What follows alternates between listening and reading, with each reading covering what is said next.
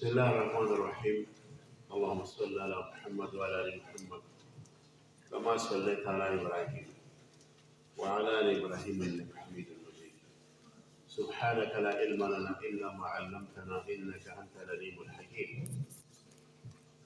یہ چوتھا محاضرہ ہے اور اس میں جو جوہری عنوانات ہیں ان میں سے ایک خلق قرآن کا مسئلہ ہے اور دوسرا جوہری عنوان ہے اہل سنت والجماعت کے دو سرخیل اور دو امام مسلمہ امام ابو الحسن اشعری اور امام ابو منصور ماتوریدی رحمہم اللہ کی خدمات اور ان کے تصانیف اور ان کی جہود جبارہ کا تذکرہ ہے.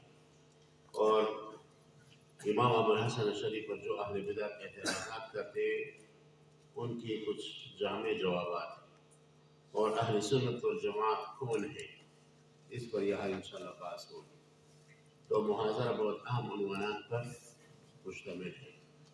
سب سے پہلی بات تو یہ ہے کہ اسلام جب اپنی اوج ترقی میں تھا تو اس اسلام چونکہ علم دوست مذہب ہے تو جہاں بھی ان کو علم ملا اس سے حاصل کیا. الحکمت ضالۃ المؤمن این وجدها حفظها. اس قاعدے کی روح سے جہاں بھی ان کو کوئی علمی چیز ملی تو اس کو کیش کیا، اپنی طرف کھینچ لیا. اس سلسلے میں مامون الرشید جب اپنے اقتدار میں آیا تو اس نے یونان کے علوم کو عربی میں ترجمہ کیا اور اس ترجمے کے اندر دو آدمیوں نے بنیادی کردار ادا کیا. ایک کا نام تھا خالد بن یزید بن معاویہ اور دوسرا عیسائی تھا حنین بن اسحاق. یہ دونوں لوگ عربی کے بھی ماہر تھے اور لاطینی زبان کی بھی ماہر تھے اور ساتھ ساتھ فلسفہ کی بھی ماہر تھے. تو مامون الرشید نے مستقل ایک ادارہ قائم کیا اور اس کا نام رکھا دار الترجمہ. اور اس دار الترجمہ میں انہوں نے یونانی علوم کی کتابیں منتقل کی، یعنی فیثاغورس کی، افلاطون کی، ارسطو کی، ان کی کتابیں عربی میں منتقل کی. بے شک ان کے فوائد بھی حاصل ہوئے لیکن اس کی بہت نقصانات بھی حاصل ہوئے کیونکہ ان کے علوم کے آنے کی وجہ سے جو گن ان علوم کے اندر پڑا ہوا تھا وہ گن بھی تمام ہی اسلام کے اندر گھس گیا. اور سب سے پہلے ان علوم سے جو متاثر ہوئے تھے وہ معتزلہ فرقہ تھا. یاد رہے اسلام میں جو ابتدائی فرقے بنے ہیں ان کے دو باعث ہیں، جوہری دو باعث ہیں. یا تو وہ سیاسی اختلافات کے نتیجے میں بنے ہیں اور یا وہ علمی اختلافات کے نتیجے میں بنے ہیں. جو فرقے اس سیاسی اختلافات کے نتیجے میں بنے ہیں وہ علمی لحاظ سے کمزور تھے ابتدا میں، بعد میں تو مضبوط ہو گئے. سیاسی اختلافات کے نتیجے میں جو فرقے بنے ہیں ان میں سے خوارج ہیں، ان میں سے روافض ہیں اور بعض فرقے علمی بحوث کے نتیجے میں بنے ہیں. انہوں نے آزادانہ مطالعہ کیا. یہ مطالعہ بھی جو سمندر ہے، اگر یہ اساتذہ کی زیر نگرانی نہ ہو تو یہ انسان کو گمراہ کر دیتا ہے. کتاب کی حیثیت دوست کی ہوتی ہے. اگر آپ کا دوست اچھا ہے آپ اچھے بنیں گے، اگر آپ کا دوست برا ہے تو آپ برے بنیں گے. صحبت و صالح تورا صالح کنا، صحبت و طالح تورا طالح کنا. تو یہ جو انہوں نے کتابیں منتقل کی تو اس کو معتزلہ نے پکڑا، معتزلہ نے اس کو سیکھا. تو معتزلہ نے اس سے اچھی باتیں بھی سیکھی کیونکہ علمی بحوث کے نتیجے میں فرقہ سامنے آیا اور علمی مباحث کی وجہ سے یہ مضبوط فرقہ بنا. اور انہوں نے اعتزال معتزلہ نے جو یونانی مباحث ہیں ان کو معگن کی قبول کیا، جو ان کی کمزوریاں تھی نا اس کو ساتھ لے کر قبول کیا. تو اس وجہ سے بہت نقصان ہو گئی کیونکہ حکماء یونان کے عقل پرست تھے تو یہ لوگ بھی عقل پرست تھے. اس وجہ سے جوڑ تو بہت برابر تھا تو اکثر ان کے باطل عقائد کو بھی انہوں نے لے لیا. معتزلہ برسر اقتدار آئے آپ کے ذہن میں کچھ کلیات ڈالتا رہوں گا، اس کلیات کو آپ سامنے رکھیں۔ اکثر مذاہب جو ہیں، جو باطل مذاہب ہیں، وہ حکومت کے زور سے نافذ ہوئے ہیں۔ ان میں سے معتزلہ کا مذہب بھی ہے۔ آج کل آپ دیکھیں روافظ کے مذہب پر، روافظ کے مذہب کے پشت پر پوری حکومت کری ہے۔ لامذہبیت کے مذہب کے پشت پر اب تک پیچھے پوری حکومت کری تھی، اس وجہ سے یہ بہت زیادہ اس کو ترقی ہوئی۔ تو معتزلہ کے مذہب کے پشت پر محمود رشید کھڑا ہوا۔ محمود رشید کا ایک وزیر تھا احمد بن دؤاد، دؤاد فؤاد کے وزن پر ہے، یہ داؤد نہیں ہے، بعض لوگ اس کو داؤد بولتے ہیں، یہ غلط ہے۔ احمد بن دؤاد بہت قابل آدمی تھے۔ آپ ذہن میں رکھیں کہ شیطان باطل فرقے کے جو بڑے ہوتے نا، شیطان اس میں سے ادھر ادھر کا آدمی نہیں پکڑتا، صحیح آدمی پکڑتا ہے جو بالکل شاہ سوار ہوتا ہے۔ واصل بن عطا کا نام گزرا ہے پہلے۔ واصل بن عطا معتزلہ کا مشہور بڑا ہے، رؤساء میں یہ بہت فصیح تھا۔ ان کے بارے میں آتے ہیں کہ ان کی زبان میں لکنت تھی اور یہ لفظ را نہیں ادا کر سکتا تھا، تو جب یہ تقریر کرتا تھا تو لفظ را سے احتراز کرتا تھا۔ ان کے پورے خطبوں میں لفظ را نہیں ہے، کیونکہ اگر میری زبان پر را آ گیا تو یہ میرے لیے عیب ہے۔ اب پشتو میں کہتے ہیں نا، بعض لوگ کہتے ہیں کھٹکی پگی پگی، دیکھا ہوگا نا، کھٹکی پگی پگی، پری پری نہیں شروع ہے، تو پشتو میں ایسے لوگ ہوتے ہیں پٹھانوں۔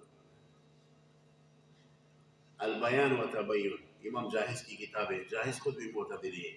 انہوں نے ان کے صفات کے خطبے نقل کیے واصل بن عطا کی، لیکن ان تمام خطبوں میں آپ کو لفظ را نہیں ملے گا۔ جب لفظ مطر آتا تھا وہ غیث استعمال کرتا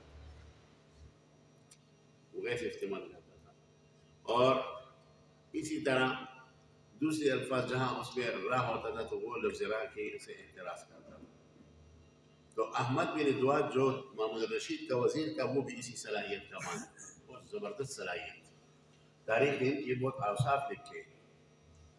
مشہور ادیب گزرے شیخ علی طنطاوی رحمہ اللہ، ان کی کتاب ہے رجال من التاریخ، اس کے اندر احمد بن دؤاد پر مستقل ایک فصل ہے، اس کے تاریخ کے پل باندھے، لیکن تھا آدمی متعصب معتزلی۔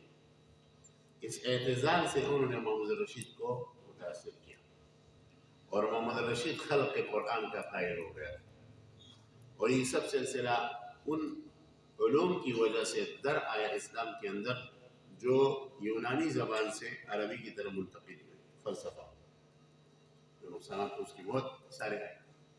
تو خلق قرآن کے مسئلے کا جب وہ قائل ہوا تو بادشاہ تھا، انہوں نے کہا کہ میں چاہتا ہوں کہ میرے پورے ملک کے لوگ میرے نظریے کے قائل ہوں۔ تو اس بارے میں علماء کے کردار بنیادی ہے کہ اگر علماء میرے راستے پر چل پڑے تو عام لوگ بھی انہی کے مانتے ہیں، تو عام لوگ بھی خلق قرآن کے قائل ہو جائیں گے۔ علماء میں سب سے بڑے عالم امام احمد تھے۔ امام احمد رحمہ اللہ کو بلایا کہ آپ اس عقیدے پر دستخط کریں کہ قرآن مخلوق ہے۔ اس وقت تک یہ جو محمد رشید تھا فوت ہو چکا تھا، اور اس کا بھائی معتصم باللہ کرسی پر بیٹھا ہوا تھا۔ معتصم باللہ یہ محمد رشید کے بنسبت بڑا جاہل تھا۔ محمد رشید پھر بھی علمی آدمی تھا، ذہانت تھی اس میں۔ مولانا شبلی نعمانی رحمہ اللہ نے المامون والرشید کے نام سے کتاب لکھی ہے اردو زبان میں، یہ معتزلی تھا، اور انہوں نے باقاعدہ کتاب لکھی ہے، ان میں کچھ صفات تھے، لیکن معتصم باللہ تو کٹر جاہل۔ اور معتصم باللہ میں ایک خرابی تو یہ تھی کہ وہ بھی خلق قرآن کا قائل تھا، دوسری ایک اور خرابی تھی کہ وہ رؤیت باری تعالیٰ کی امتناع کا قائل تھا، جو معتزلہ کا دوسرا جوہری مسئلہ ہے۔ امام احمد پر بہت ظلم ڈھائے، ان کو درے لگائے اور بہت زیادہ ظلم کے پہاڑ توڑے، امام احمد رحمہ اللہ نہیں مانے۔ امام احمد رحمہ اللہ اس ثبات قدمی کی برکت سے اہل سنت والجماعت مضبوط ہو گئے۔ اور ان کے زمانے کے بعد جب امام احمد رحمۃ اللہ علیہ نے یہ تکلیفیں برداشت فرمائیں، جو تفصیلاً میں نے محاضرات میں ذکر کی ہے، اس کو آپ دیکھ سکتے ہیں، ان کے بعد اہل سنت والجماعت ابھر آئے۔ اگرچہ انفرادی لحاظ سے سب اپنی کوششوں میں لگے ہوئے تھے، کوفہ کے اندر امام ابو حنیفہ و بصرہ بھی جاتے تھے، مکہ مکرمہ کے اندر امام شافعی تھے، مدینہ منورہ کے اندر امام مالک تھے اور دیگر حضرات بھی تھے۔ این امام احمد رحمہ اللہ کے زمانے میں امام حارث محاسبی تھے جو مشہور صوفی ہیں، جنہوں نے رسالۃ المسترشدین بھی لکھی ہے، اور این انہی کے وقت عبداللہ بن سعید المعروف بن کلاب تھے، امام کرابیسی تھے۔ یہ اہل سنت ائمہ کلام کے اہل سنت کے بڑے تھے، اور تصوف کے بڑوں میں سے امام جنید بغدادی تھے، امام شبلی تھے، امام معروف کرخی تھے۔ یہ سب اہل سنت کے اصل لوگ تھے۔ ذوالنون میسری تھے، یہ اہل سنت کی طرف سے دفاع کر رہے تھے، ائمہ اربعہ بھی کر رہے تھے، امام احمد کی مثال میں نے پیش کر دی۔ لیکن مستقل معتزلہ کے سامنے، روافض کے سامنے جو ایک مضبوط بلاک ہونی چاہیے تھی، اس کا فقدان تھا۔ اس بلاک کے بنانے کے لیے اللہ تعالیٰ نے اس زمانے میں دو شخصیت کو جنم دیا۔ ایک شخصیت بصرہ میں پیدا ہوئے، عراق میں، اور دوسری شخصیت ماوراء سمرقند کے ماترید محلے میں پیدا ہوئے۔ پہلے شخصیت پر کچھ تبصرہ کریں گے، پھر دوسری شخصیت کی طرف آ جائیں گے۔ پہلے شخصیت امام ابو الحسن علی بن اسماعیل الاشعری رحمہ اللہ وہ تھے، بصرہ میں 260 ہجری میں پیدا ہوئے۔ یہ اپنے زمانے کے مایناز امام بنے۔ ان کے والد صاحب اسماعیل تھے، اور امام ابو الحسن اشعری جب بچے تھے تو اس زمانے میں ان کے والد صاحب فوت ہو گئے، تو تربیت ان کی والدہ کو کرنی پڑی۔ اب والدہ بیچاری تو اکیلی تھی، اور عرب میں یہ دستور تھا، اور بہت اچھا دستور تھا کہ خاتون بغیر خاوند کی نہیں رہ سکتی، وہ ضرور دوسری نکاح کرے گی۔ تو انہوں نے نکاح کر لی، اور نکاح کس سے کر لی؟ عبدالجبار معتزلی سے، معتزلی سے نکاح جو ہے نا کر لی۔ جب معتزلی سے اس کا ان کو یہ پتہ نہیں تھا کہ معتزلی کون ہے، اور یہ خواتین کو تو پتہ نہیں ہوتا۔ اس زمانے میں یہ مذہب اتنا اپنا نام بھی نہیں حاصل کر چکا ہوتا کہ دوسری مذاہب سے یہ الگ مذہب کی حیثیت رکھتا ہے، الگ چھاپ رکھتا ہے۔ تو اس معتزلی سے، عبدالجبار سے ان کی شادی ہوئی، تو باقی جو تربیت تھی امام ابو الحسن اشعری کی، وہ معتزلہ کے گھر میں ہوئی۔ امام ابو الحسن اشعری کو اللہ تعالیٰ نے زبردست زبان دی تھی، اور ایسا ضرب اللسان تھا کہ وہ دشمنوں کو چند منٹوں میں زیر کر لیتا۔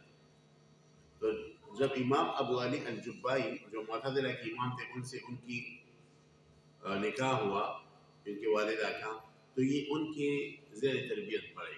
تو اکثر مناظروں میں جب ابو علی الجبائی جاتا تھا تو اپنے ساتھ ان کو لے جاتا تھا۔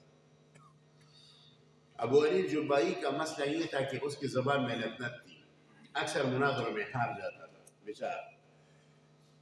تو ابو الحسن اشعری اس کے جم میں بیٹھا ہوا ہوتا تھا تو وہ سامنے آ جاتا، جب وہ بات کرتا تو کوئی بھی اس کے سامنے نہیں ٹکتا، کانا ضارب اللسان جدا۔ تو ابو علی الجبائی نے جب پھر فیصلہ کیا کہ یار یہ تو مجھ سے کام خراب ہو جاتا ہے، میرے پاس تو آدمی ہے، اس کو بھیجنا چاہیے۔ تو آئندہ جو مناظرے ہوتے تھے اس کے لیے امام ابو الحسن اشعری کو اہل سنت کے خلاف بھیجتا تھا، شیعوں کے خلاف بھیجتا تھا۔ تو امام ابو الحسن اشعری جب آتا تو میدان کو مارتا تھا۔ امام ابو الحسن اشعری کا مطالعہ طویل تھا، عمیق تھا، دقیق تھا، اور ذہن اللہ نے زبردست عطا کیا، ذہن روشن کا مالک تھا، لیکن اکثر اپنے اساتذہ کے ساتھ بحثیں کرتا تھا، اور آخر میں کہتا کہ اس میں ہمارا مذہب غلط ہے، اہل سنت والجماعت کا مذہب صحیح ہے۔ اس کی کئی مثالیں شرقائن میں آپ نے اس حوالے سے وہ واقعہ پڑھا ہوگا کہ 3 بھائی ہیں، اور ایک بھائی مطیع ہے، بڑا ہے، بالغ ہو گئے، وہ مر گیا۔ ابو علی الجبائی سے پوچھ رہے تھے وہ کہاں جائے گا؟ ابو علی الجبائی نے کہا کہ وہ جنت میں جائے گا۔ تو پھر سوال کرنے لگا کہ ایک دوسرا بھائی ہے، وہ بڑا آدمی بن گیا، بالغ ہوا، اور اس نے بہت برے کام کیے تو وہ مر گیا، کہاں جائے گا؟ ابو علی الجبائی نے کہا وہ جہنم میں جائے گا۔ اور پھر کہا کہ ان کا ایک تیسرا بھائی ہے جو حالت عدم بلوغ میں مر گیا تو وہ کہاں جائے گا؟ کہنے لگا وہ اعراف میں جائے گا، وہ جہنم میں نہیں جائے گا۔ تو امام ابو الحسن اشعری نے کہا کہ اگر یہ چھوٹا بھائی اللہ سے سوال کرے کہ اللہ مجھے بھی بالغ کر دیتے، میں بھی اچھے کام کرتا بڑے بھائی کی طرح، ثوابیں کماتا، حج کرتا، عمرہ کرتا اور روزہ رکھتا تو میں بھی بطور مفید جنت داخل ہوتا، تو اللہ کیا کہے گا؟ تو ابو علی جبائی نے جواب دیا کہ اللہ کہے گا کہ آپ کے حق میں اصلح فیصلہ یہی واجب ہے کہ آپ کو حالت عدم بلوغ میں وفات کر لیا، کیونکہ اگر تم بالغ ہوتے تو مجھے پتا تھا کہ تو انتہائی لوپر آدمی ہوتا، انتہائی آوارہ ہوتا، گناہ کرتا، سرقہ کرتا، یہ کرتا تو جہنم میں جاتا۔ تو آپ کے لیے اصلح فیصلہ ہے کہ حالت عدم بلوغ میں تم کو مروا دیا کہ کم از کم تم جہنم سے بچو۔ تو پھر امام ابو الحسن اشعری نے فرمایا کہ اگر یہ دوسرا بڑا بھائی جو عاصی ہے یہ اٹھ کھڑا ہوا اور کہا کہ اللہ میرے بھائی کو حالت عدم بلوغ میں تم نے تو مار دیا، اور تمہیں تو پتا تھا کہ میں بھی یہ لانجے مانجے کرتا، میں بھی آوارہ گردی کرتا، تو مجھے بھی حالت عدم بلوغ میں مار دیتے، اب کیوں میں جہنم میں دھکے کھا رہا ہوں؟ تو کیا جواب دے گا اللہ؟ تو بنی علی جو بھائی چپ ہو گیا، اس کے بعد جواب نہیں تھا۔ تو ان کو کہا ابو الحسن اشعری کو کہ آپ کے نزدیک کیا جواب ہے؟ اس نے کہا کہ اس میں ہمارا مذہب ہی غلط ہے کہ اصلاح فیصلہ اللہ کے اوپر واجب ہے، اس میں اہل سنت والجماعت کا مذہب ٹھیک ہے کہ اللہ کی اوپر کی چیز واجب نہیں ہے، جو کام بھی کرتے ہیں وہ حکمت سے خالی نہیں ہوتی۔ اس طرح کئی مناظرے آئے جس کے اندر امام ابو الحسن اشعری کے ذہن میں یہ بات راسخ ہو گئی کہ ہمارا مذہب غلط ہے۔ ایک موقع پر ابو علی جبائی سے کہا کہ یہ بتائیے کہ اللہ کو عاقل کہہ سکتے یا نہیں؟ اس نے کہا بیٹا عاقل نہیں کہہ سکتے۔ کیوں؟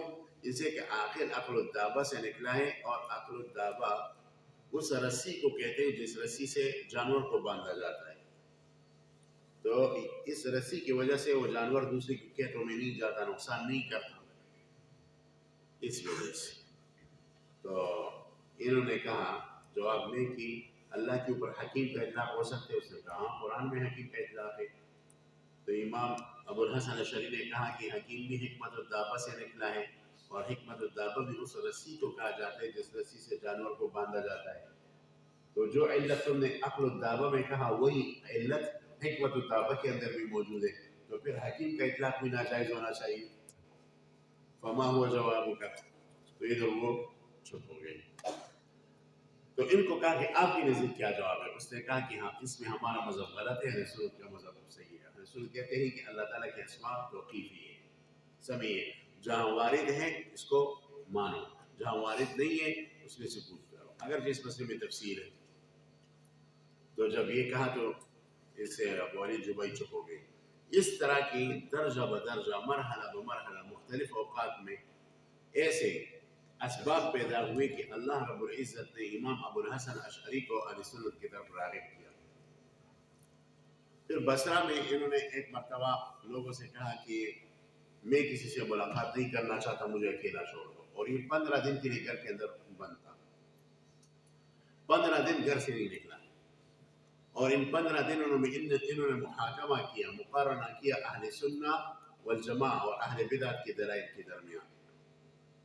15 دن کے بعد جب نکلے تو ہزاروں شاگرد اکٹھے ہو گئے کہ حضرت دیکھتے ہیں پتہ نہیں کیا فرما رہے ہیں۔ انہوں نے بھی کہا کہ مسجد میں سب جمع ہو جاؤ۔ امام ابو الحسن اشعری مسجد میں آئے، ممبر پر بیٹھے، تقریر کرنے لگے اور فرمانے لگے کہ جو 15 دن میں آپ کی آنکھوں سے غائب تھا، میں اس پر سوچ رہا تھا کہ کن کا مذہب حق ہے، ہمارا یا اہل سنت والجماعت کا۔ میں اس نتیجے پر پہنچا ہوں کہ ہمارا مذہب سراسر غلط ہے اور اہل سنت والجماعت کا مذہب صحیح ہے، لہٰذا میں کیوں ناجائز کروں اور کیوں حق کے اوپر پاؤں رکھوں۔ آج سے میں اہل سنت والجماعت کے مذہب کو قبول کرتا ہوں اور اہل بدعت اور معتزلہ کے مذہب سے اس طرح نکلتا ہوں جس طرح اپنے قمیص سے نکلا، اپنے بٹن کو کھولا اور قمیص کو ممبر کے اوپر ہی پہلے نکال لیا، اور کہا جس طرح اس قمیص سے نکلا اس طرح اعتزال کے مذہب سے نکلا۔ ایک بات میں نے ملاحظہ کی ہے، یہ آپ بھی ذہن میں رکھیں کہ جس آدمی نے اللہ کی دین کے لیے غیرت کی ہے نا، اللہ تعالیٰ کو غیرتی بندہ بہت پسند ہوتا ہے، پھر اس کو آگے کرتا ہے اور اس سے بالکل ستارہ اور چھان بناتا ہے۔ اس آدمی نے غیرت کیا، اللہ نے اس کو اتنا مشہور کیا اور اس نے اہل سنت والجماعت کے لیے پھر اتنی خدمات دی کہ بعد میں جو بھی سنی ہوتا ہے وہ فخراً اپنی نسبت اشعری کے لیے کرتا ہے کہ میں اشعری ہوں، ٹھیک ہے۔ اور امام ابو الحسن اشعری کی حالات پر مستقل پہ کتابیں لکھی گئی، سب سے بڑی کتاب امام ابن عساکر نے لکھی ہے تبین کذب المفتری فیما نسب الی الامام ابو الحسن الاشعری، اور اس میں انہوں نے تفصیلی امام ابو الحسن الاشعری کی تصانیف اور اصحاب کا ذکر کیا ہے۔ اگر اس کتاب کو طبقات الاشاعرہ کا نام دیا جائے تو بھی مناسب ہے۔ پھر اس کتاب کے اوپر زیادات اور اختصار لکھا علامہ ابن المعلم القرشی نے، اور اس کا نام لکھا نجم المحتدی و رجم المعتدی، 2 جلدوں کے اندر، وہ بھی شاندار ہے۔ اور دوسرا مصدر جس میں امام ابو الحسن اشعری کی تفصیلی حالات آپ کو ملیں گے وہ امام تاج الدین سبکی کی کتاب طبقات الشافعیۃ الکبریٰ ہے، اس میں ان کی تفصیلی حالات ہیں، اس کو آپ دیکھ سکتے ہیں۔ اس آدمی نے جو تصانیف کی 20 تصانیف وہ اہل سنت کے دفاع میں کی، ان سے مناظرے کی، مباحثے کی۔ ایک واقعہ علماء نے ذکر کیا ان کے سوانح میں کہ شیخ ابو عبداللہ ابن خفیف، یہ ان کے شاگرد تھے، ان کی کتابیں بھی ہیں، تو انہوں نے کہا کہ میں خراسان سے روانہ ہوا بغداد کی طرف، میں نے سنا تھا کہ امام اشعری بہت بڑے آدمی ہیں اور بہت تیز آدمی ہیں، تو میں آیا، ان کا پتہ پوچھا، لوگوں نے کہا کہ وہ تو ایک جگہ معتدلہ سے مناظرے میں مصروف ہے۔ میں مناظرے کے مقام پر پہنچ گیا، تو ایک طرف اکیلے مولوی بیٹھے ہوئے تھے اور دوسری طرف 18-20 مولوی بیٹھے ہوئے تھے اور سب معتدلہ تھے۔ میں نے پوچھا اشعری کون ہے؟ کہنے لگے وہ جو اکیلا بیٹھا ہے، اور اس طرف سے اعتراضات شروع تھے۔ پہلے نمبر پر جو مولوی تھا معتدلہ کا، اس سے اعتراضات کیے، 1 2 3 4 5 6، اور یہ چپ بیٹھا ہوا تھا۔ پھر دوسرے نے اعتراضات کی، چپ بیٹھا ہوا تھا۔ تیسرے نے اعتراضات کی، چپ تھا۔ تو ابو عبداللہ بن خفیف کہتے ہیں کہ میرے دل میں بدگمانی پیدا ہوئی، یہ کیسا مولوی ہے، یہ تو بالکل اپنے زبان کو حرکت ہی نہیں دیتا، چپ ہے۔ لیکن پھر میں نے صبر کیا، جب سب کے اعتراضات مکمل ہو گئے تو امام اشعری نے کہا کہ آپ کی بولنے کے وقت میں چپ تھا، اب میرے بولنے کے وقت تم چپ رہو گے، تم نہیں بولو، میرا نمبر۔ آج کل مناظرے تو ہاں ہوں چیزیں ہوتی ہیں نا، اس میں اصول تھے، اصول۔ تو امام ابو الحسن اشعری پہلے مناظر کی طرف متوجہ ہوا کہ آپ نے پہلا اعتراض ہمارے اوپر یہ کیا، اس کا 1 نمبر جواب یہ ہے، دوسرا یہ ہے، تیسرا یہ ہے، چوتھا یہ ہے، پانچواں یہ ہے۔ اس کو مبکت کر دیا، لاجواب کر دیا، مفہم کر دیا۔ آپ نے دوسرا اعتراض یہ کیا، اس کا پہلا جواب یہ ہے، دوسرا یہ ہے، تیسرا یہ ہے، چوتھا یہ ہے۔ تیسرا اعتراض یہ کیا، اس کو لاجواب کر دیا۔ پھر دوسرے مناظر کی طرف متوجہ ہوئے، اس کو کہا میں پہلا اعتراض یہ کیا تھا، اس کا ایک جواب یہ، دوسرا یہ، تیسرا یہ، ایک جواب پر اکتفا بھی نہیں کرتا۔ یعنی ان کی اتنی ذہانت تھی کہ ہر معترض کا غلط اعتراض بھی یاد تھا اور پھر اس کے مطابق جوابات بھی دیتے تھے۔ تو جب 18 نمبر مناظر پر پہنچا اور ان سب کے اعتراضات کا جواب دیا، لوگ جو جس حال میں بیٹھے ہوئے تھے جس میدان میں، اس میں چیخنا شروع ہوا کہ امام ابو الحسن اشعری نے میدان کو مار دیا، اور وہ سب بھاگ گئے، جو معتدلہ کے مولوی تھے سب بھاگ گئے۔ تو ابو عبداللہ بن خفیف کہنے لگا، میں ان کے پاس آیا، ہاتھ ملایا، ان کو چوما اور کہا کہ آپ کی کتنی آنکھیں ہیں، کتنے دل ہیں، کتنے زبان ہیں، یعنی آپ کی کتنی ذہانت ہے، آپ نے سب کو لاجواب کر دیا۔ تو اللہ والوں کا جواب بھی عجیب ہوتا ہے نا، تکبر سے یہ لوگ پاک ہوتے ہیں۔ تو انہوں نے میرے طرف منہ موڑ کر کہا، اور ایک مسکان ان کے ہونٹوں پر تھا، اور فرمانے لگے نہیں، اس میں میرا کوئی کمال نہیں ہے، اللہ کا فضل ہے، یہ صرف اللہ کا فضل ہے۔ تو اس جیسے کئی واقعات سے امام ابو الحسن اشعری نے وہاں معتزلہ کے کمر کو توڑ دیا اور اہل سنت کا بول بالا ہوا، اور بعد میں فخراً اہل سنت والجماعت کے جتنے بھی لوگ تھے وہ فخراً اپنی نسبت جو ہے نا ان کی طرف کرتے تھے۔ بعض لوگ کہتے ہیں اپنے آپ کو محمدی کہنا چاہیے، اشعری نہیں کہنا چاہیے۔ بھائی اشعری جو ہوتا ہے وہ محمدی ہی ہوتا ہے، یہ تو فخراً نسبت ہوتا ہے۔ یہ ایسا ہے کہ کوئی دارالعلوم حقانی سے فارغ ہو جائے، اپنے ساتھ لکھتا ہے حقانی، کوئی دارالعلوم دیوبند سے آج کل فارغ ہو جائے، اپنے ساتھ لکھتا ہے قاسمی۔ تو یہ تھوڑی اس کا مطلب یہ ہے کہ میں دارالعلوم حقانیہ کو مانتا ہوں، اس کے علاوہ کسی دوسرے کو نہیں مانتا، یہ تو فخراً نسبت ہے۔ یہ ایسے ہی ہم جو اشعری کا نسبت کرتے ہیں اس حوالے سے کرتے ہیں۔ سمجھ میں آ رہی بات؟ امام ابو الحسن اشعری کے تصانیف اور ان کی زندگی کے ادوار کے متعلق ایک اہم بات عرض کروں، 2 باتیں عرض کروں، ایک تصانیف کے لحاظ سے اور دوسرے ادوار کے لحاظ سے۔ دوسری بات کو پہلے لے لیتے ہیں۔ اہل بدعت کا موقف یہ ہے آج کل غیر مقلدین اور سلفیوں کا کہ امام ابو الحسن اشعری کی 3 ادوار گزرے. پہلے جب وہ معتدلی تھے 40 سال اعتدال کے عقیدے پر رہے، اور 40 سال کے بعد یعنی 300 ہجری میں انہوں نے اعتدال سے توبہ کیا اور 324 میں ان کی وفات ہوئی. تو اہل بدعت کہتے ہیں سلفی کی یہ پہلے معتدلی تھے، پھر یہ ابن کلاب کے مذہب پر ہو گئے. ابن کلاب ہمارا آدمی تھا، وہ اہل سنت والجماعت کا بہت بڑا مناظر تھا. کلاب کھنڈی کو کہتے ہیں، کھنڈا جانتے ہو نا، وہ قصاب کے پاس جو ہوتا ہے جس کے اندر گوشت ڈالتا ہے اور وہ سامنے ان کے ہوتا ہے. تو ابن کلاب اس لیے کہتے ہیں کہ جب یہ مناظرہ کرتا تو اس طرح کھنڈا ڈالتا تھا باطل کے منہ میں، وہ حرکت نہیں کر سکتا تھا ان سے. ایسا زبردست ماہر مجتہد آدمی تھا، اس سے اس کا نام ہی ابن کلاب پڑ گیا. تو غیر مقلدین کہتے ہیں کہ پھر وہ ابن کلاب کے مذہب پر ہو گیا. پھر کچھ عرصہ ہمارے سلفی مجسمہ کے مذہب کی طرف آ گیا. یہ 3 مراحل تھے. هذا كذب وافتراء وتدسيس على هذا الامام العبقري. یہ بالکل جھوٹ ہے. محققین نے اس کا رد کیا ہے کہ امام ابو الحسن اشعری کی زندگی کے 2 دور تھے. پہلا دور تھا جب وہ معتزلی تھے 40 سال تک. دوسرا دور جب وہ اہل سنت والجماعت ابن کلاب ہی اور ائمہ 4 ہی کے مذہب پر آ گئے، ائمہ مجتہدین کے مذہب پر. ائمہ مجتہدین کے بلال خان محمد حسین اور تو ائمہ مجتہدین کے مذہب پر بے طرف. اب ائمہ مجتہدین کے مذہب پر جو ہے نا وہ ہو گئے. تو یہ 24 سال میں پھر فوت ہوئے. تو 24 سال مسلسل اہل سنت والجماعت کے مذہب پر تھے، اور 24 سال سے پہلے 40 سال تک وہ اعتدال کے مذہب پر تھے. یہ درمیان والا جو درجہ ہے، تیسرا درجہ، یہ بالکل غلط ہے. افسوس کی بات ہے کہ ہمارے اپنے حضرات کم علمی کے بنا پر کہتے تھے کہ امام ابو الحسن اشعری پہلے معتدلی تھا، پھر پروٹسٹنٹ سنی بن گیا، پھر صحیح سنی بنا.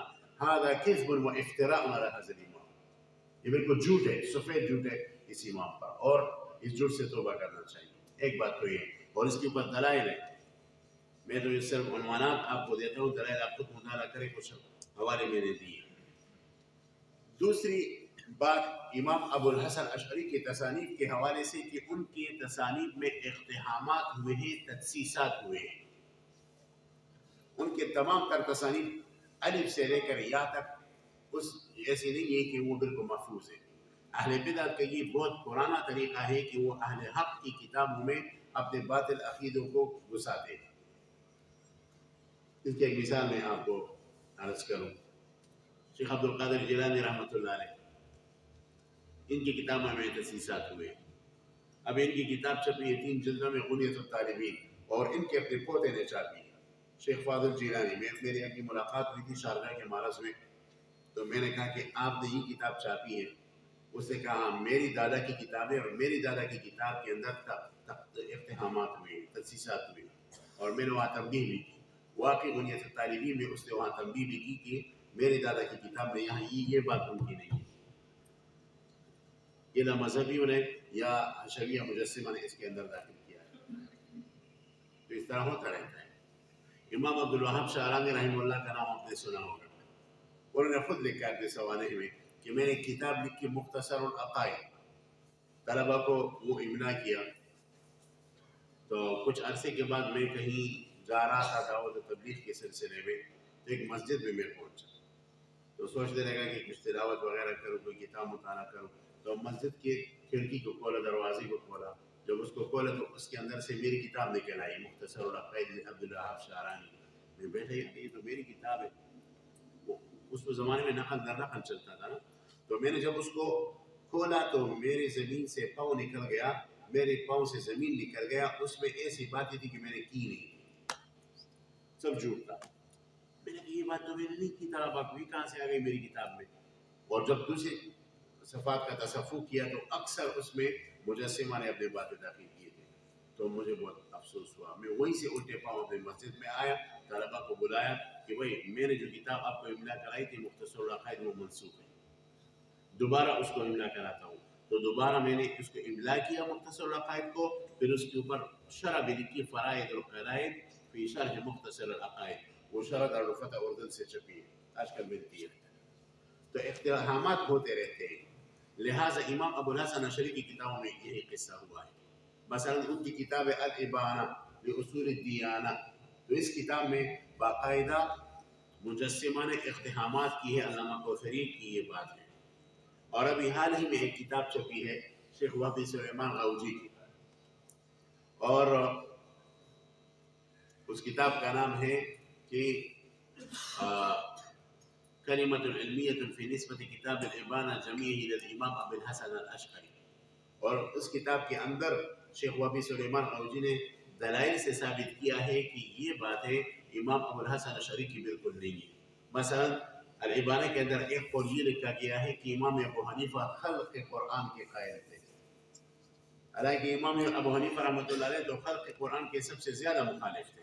اور اگر حق کہے تو خلق قرآن کا مسئلہ تو امام ابو حنیفہ کے زمانے میں نہیں تھا، جو تو ان کے شاگردوں کے زمانے میں آئے.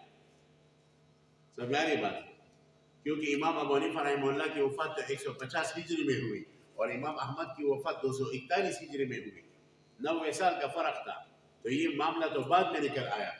تو امام ابو حنیفہ نے ایسی بات کہاں کی ہے، بلکہ اس کے خلاف بات کی ہے. اس پر حاشیے میں نے گفتگو کی ہے، اس کو آپ دیکھ سکتے ہیں. تو دوسری بات آپ ذہن میں رکھیں کہ امام ابو الحسن اشعری کے تصانیف میں اقتحامات ہوئے ہیں، تداخل ہوا ہے. اس کا معیار کیا ہوگا؟ اس کا معیار ان کے شاگرد یا ان کے شاگردوں کے شاگرد کی کتابیں. اگر آپ چاہتے ہیں کہ امام ابو الحسن اشعری کی کتابوں کی تقویم نص کو کس طرح جانیں، تو ان کے جو شاگردوں کی کتابیں ہیں، مثلا امام ابو اسحاق الاسفراینی کی کتابیں ہیں، مثلا امام ابن فورک کی مجرد مقالات الاشعری ہے، امام ابن فورک کی جو دوسری کتابیں ہیں. اسی طرح نیچے آ کر جو سلسلے اشاعرہ کی جو کڑی کی جو کتابیں، مثلا امام رازی ہے، امام غزالی ہے، امام جوینی ہے، امام ساختزانی ہے، ان کی کتابوں کے ساتھ مقارنہ ہوگا. اگر جمہور سے ہٹی ہوئی کوئی بات اس میں ہے تو یہ اس بات کی دلیل ہوگی کہ یہ بات امام ابو الحسن اشعری کی نہیں ہے. یہ دوسری تنبیہ آپ ذہن میں رکھیں.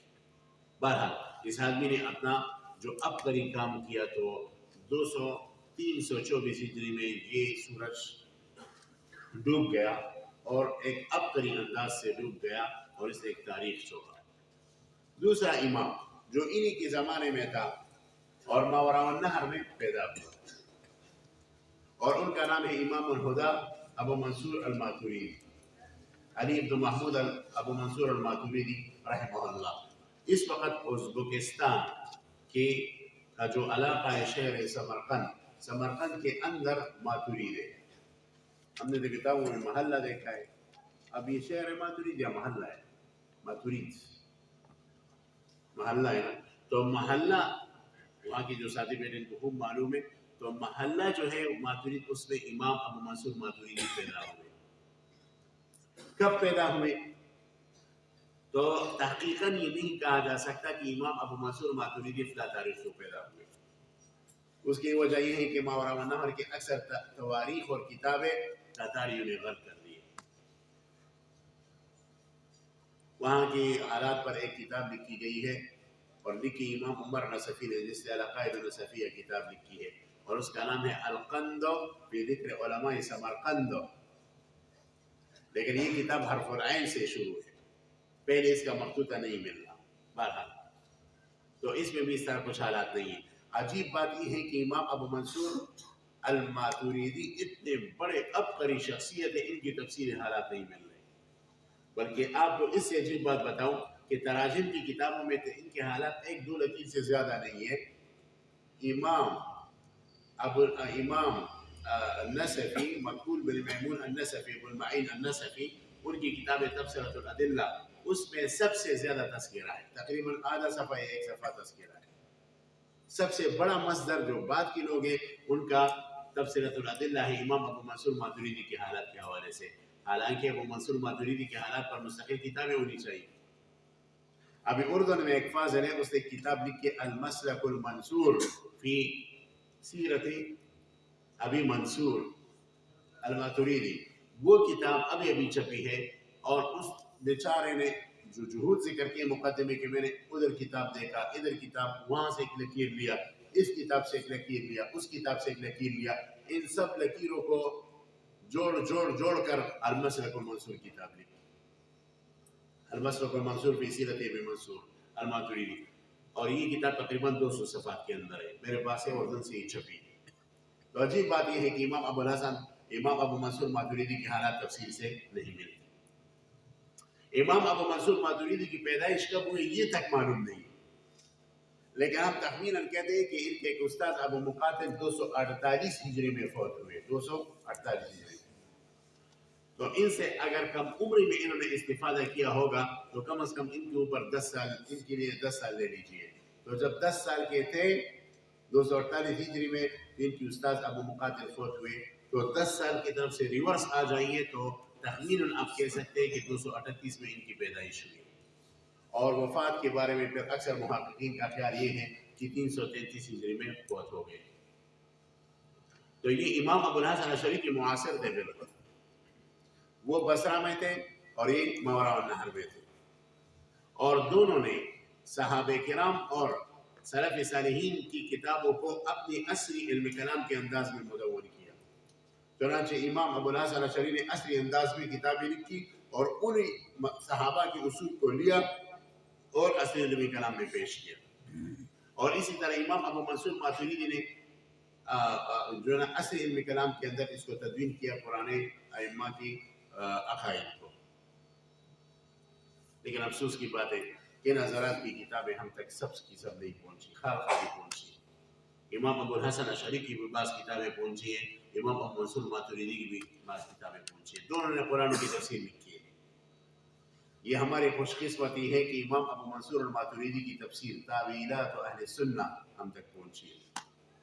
عقیدے کے لحاظ سے متقدمین کی طرف سے یہ بہترین تفسیر ہے، لیکن امام ابو الحسن اشعری کی تفسیر المختزن ہم تک نہیں پہنچی، اور تفسیر المختزن کے بارے میں علماء کہتے ہیں کہ یہ 450 جلدوں کے اندر تھا۔ کتنے جلدوں کے اندر؟ 450۔ اور اس حوالے سے میں آپ کو ایک عجیب قصہ بھی سناؤں لطیفے کے طور پر، کہ تفسیر المختزن کہاں ہے؟ تفسیر ابی منصور ماتریدی تو ہمارے ہاتھوں میں، لیکن مختزن کہاں ہے؟ مختزن نہیں مل رہی۔ تو ایک وزیر گزرا تھا صاحب ابن عباد، معتزلی تھا، بہت علمی آدمی تھا، لیکن اعتزال کا تعصب اس کے اندر تھا۔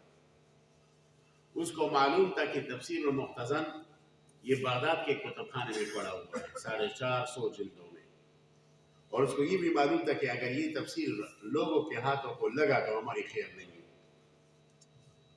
تو اس مکتبے کا جو قیم تھا، ناظم تھا، اس کو اس نے رشوت دی 500 دینار، 500 روپیہ، کہ اس تفسیر کو جلاؤ۔ اس نے کہا کیسے جلاؤں؟ تو اس نے ترکیب بھی بتائی۔ اس مکتبے کے ساتھ باورچی خانہ لگا ہوا تھا، کچن لگا ہوا تھا۔ اس نے کہا مکتبے کے اندر آگ ڈالو اور یہ مشہور کرو کہ کچن کی وجہ سے آگ لگا ہے، اور ایسے ہی کیا۔ مکتبے کے اندر آگ ڈالا اور یہ مشہور کیا کہ اس کچن کی وجہ سے آگ لگا ہے۔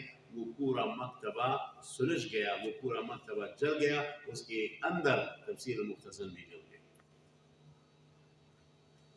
هذا هو التعصب المذهبی۔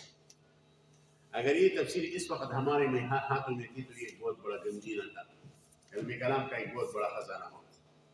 بہرحال امام ابو منصور ماتریدی کی تفسیر تاویلات اہل سنہ ہمارے پاس پہنچی۔ اس کا سب سے بہترین نسخہ وہ ہے جو ترکی سے دارالمیزان سے چھپا ہے اور 19 جلدوں میں چھپا ہے۔ اگر یہ والا نسخہ آپ کے ہاتھ میں آ گیا تو بہترین نسخہ ہے۔ باقی بیروت دارالقطب ان جگہوں سے بھی چھپا ہے، لیکن اس کی وہ حیثیت نہیں ہے جو دارالمیزان والے نسخے کا ہے۔ اور الحمدللہ امام ابو منصور ماتریدی کی کتاب التوحید بھی چھپی ہے، رسالۃ التوحید بھی چھپی ہے۔ ایک اور کتاب ہے ان کی طرف نسبت عقیدۃ ابی منصور، اس پر امام تاج الدین سبکی نے اشارہ بھی لکھی ہے، السیف المشہور فی شرح عقیدۃ ابی منصور۔ اس کو بھی آپ جو ہے نا دیکھ سکتے ہیں، استفادے سے کر سکتے ہیں۔ یہ دونوں امام اپنے زمانے میں عبقری امام تھے، اور ماوراء النہر کے علاقے میں بعد میں جتنے بھی اہل سنت والجماعت آئے انہوں نے فخراً اپنی نسبت امام ماتریدی کی طرف کی، اور مصر، شام، دمشق، مغرب میں جو لوگ اہل سنت اور سنی لوگ آئے انہوں نے فخراً اپنی نسبت امام اشعری کی طرف کی۔ اب اس بات کی طرف آتے ہیں کہ اشعری اور ماتریدی کے درمیان کوئی فرق ہے عقائد میں یا نہیں؟ تو یاد رکھیں محققین نے اس پر تصریح کی ہے کہ امام ابو الحسن اشعری اور امام ابو منصور الماتوریدی ان دونوں کے عقائد کے اندر سریمو اختلاف بھی نہیں ہے، تھوڑا اختلاف بھی نہیں ہے، اور اگر اختلاف ہے تو اکثر اختلافات لفظی ہے. سمجھ رہے ہیں نا میری بات کو؟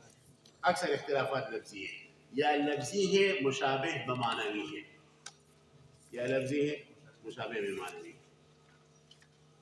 اور ایسے اختلافات کی تعداد کتنی ہے؟ بعض نے کہا کہ 3 اختلافات، بعض نے کہا کہ 12. شیخ الاسلام ابن کمال باشا نے رسالہ لکھا ہے، اس کے اندر 12 اختلافات کو ذکر کیا ہے. آج کے فاضل، عصر حاضر کے فاضل شیخ سید فوزان نے اس کے اوپر شرح بھی لکھی ہے. بعض نے کہا کہ نہیں 40 ہے. نظم الفرائد کے نام سے شیخ زادہ جس نے بیداوی کے اوپر شرح لکھی ہے، مشہور مفسر ہے، انہوں نے کتاب لکھی ہے، اس نے 40 اختلافات کو ذکر کیا ہے. لیکن صاحب اشارات المرام امام محقق کمال الدین بیاضی کی تحقیق یہ ہے کہ یہ نہیں، یہ 50 اختلافات. اور یہی قول امام زاہد الطفیلی کی وہ بھی راجح مانتے ہیں کہ راجح یہ ہے کہ 50 مسئلوں میں ان دونوں کے درمیان اختلافات ہیں، لیکن وہ اختلافات یا لفظی ہیں یا معنوی مشابہ لفظی ہے، یعنی ایک دوسری پر تدلیل اور تفسیق کا فتویٰ نہیں لگا سکتے، ایک دوسری پر تفسیق اور تزویل کا فتویٰ نہیں لگا سکتے. یہ آپ ذہن میں رکھیں. اور ان دونوں کے درمیان میں ملاقات بھی نہیں ہوئی. عجیب بات تو یہ ہے، لیکن حق تو حق ہوتا ہے. لہٰذا دونوں ہی اہل سنت کے نہج پر چلے اور دونوں ہی نے اعتدال کا دامن کو پکڑا ہے. دونوں اعتدال سے نہیں ہٹے، درمیان میں ملاقات نہیں ہوئی. وہ جو مذاکرات کے بیس پہ پہنچ جاتے ہیں نا کہ بیٹھ جاتے ہیں کہ اس مسئلے میں ہمارا دونوں کا موقف یہ ہے، اس میں یہ نہیں ہوا.